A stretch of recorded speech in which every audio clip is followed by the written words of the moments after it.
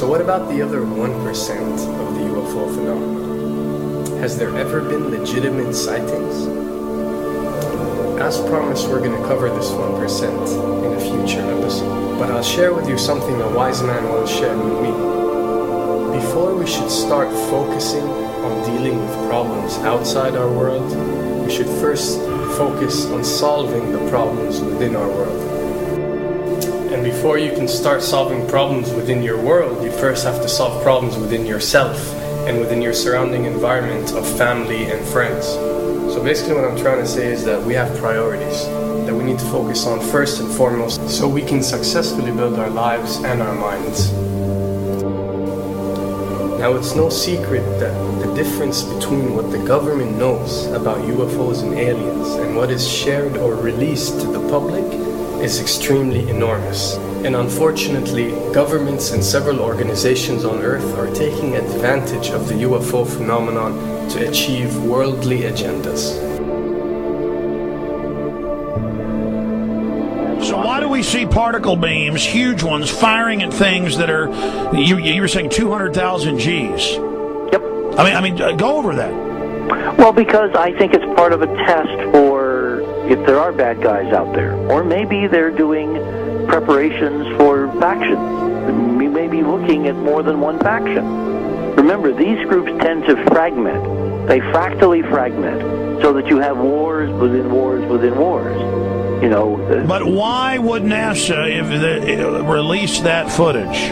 Well, remember, you've got all the good guys in NASA, and then you've got a few who are not good guys. The good guys don't know that there's something to keep secret. Remember, the lie's different at every level. They believe the lies they've been told.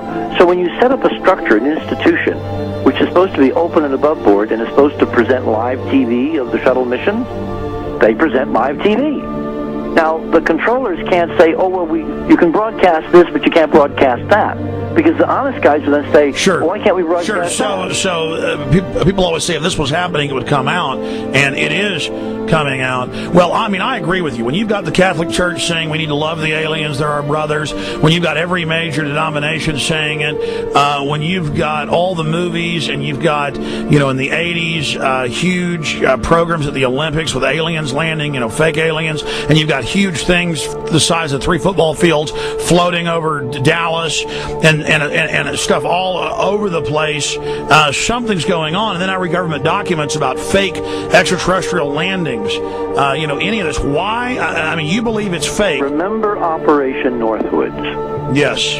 Okay. Or we can go to the, September 11th. Governments do huge, big things to sway populations at key nodal points in history. They love hoaxes. Yeah, well, it's manufactured history is what it is. We are building, all my UFO friends, I need to shake them because they're so, frankly, they're extremely naive, Alex. They really believe we're building toward disclosure.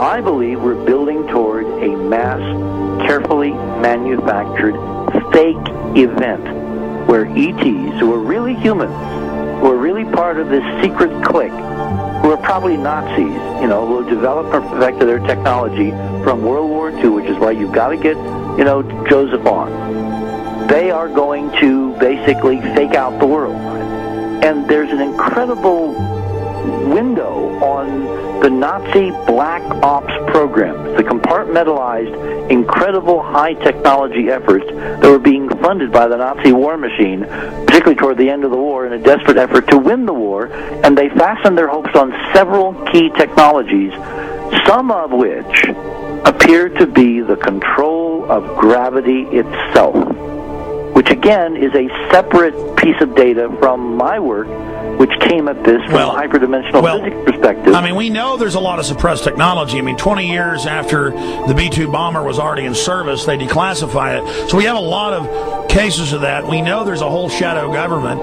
This is technology in physics, Alex, that would make anything you think you know like a candle flame compared to a hydrogen bomb. This is a physics that literally allows you to rearrange time.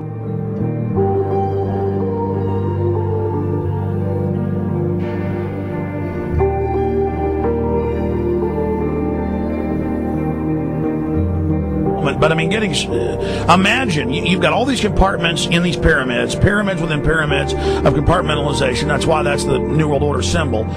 And we don't know what they've got because they are so secret. We know they lie so much. We just know it's advanced. Mainline scientists say they're 30 years advanced. So Richard C. Hoagland, what I'm saying to you is, I'm entertaining what you're saying. I respect you. I think you're a great guy.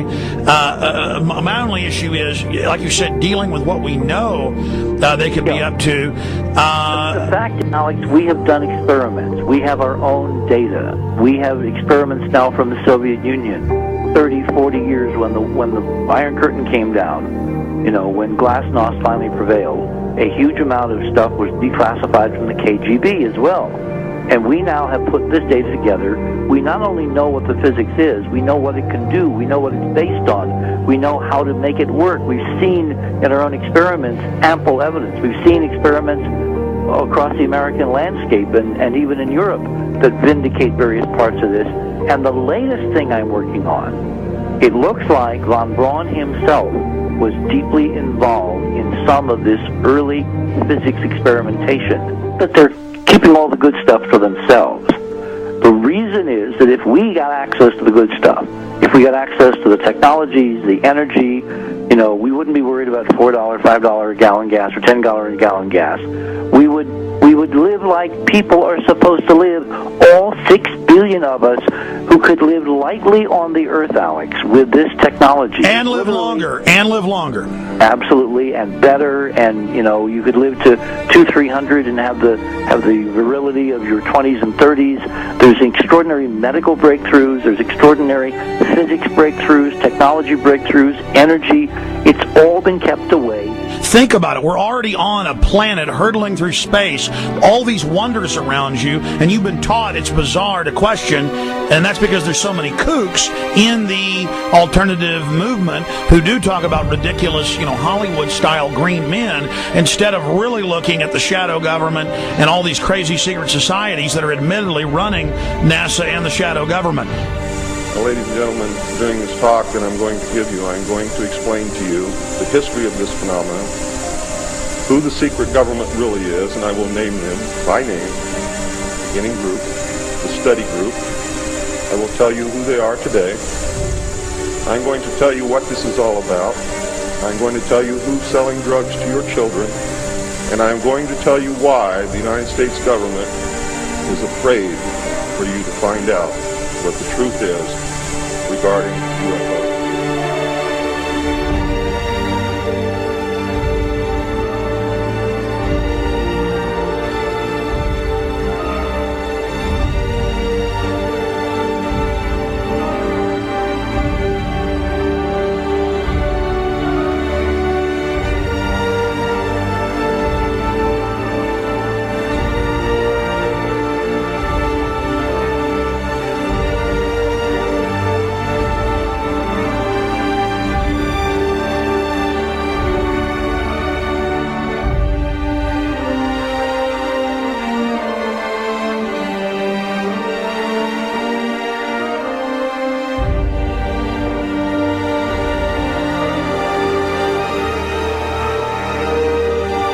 And it turns out that even though she remembered that she'd been part of the team to debrief the astronauts, she couldn't remember a thing that they said. She couldn't remember why she no longer was working with NASA. She couldn't remember. In other words, her memory lapses were enormous, and I don't think they were feigned, because we now found the same pattern in all the flight crews. Because the awful truth, Alex, is they have been brainwashed. They have been mind controlled. They have had a technology, a very sophisticated technology, which took away the real missions that they experienced.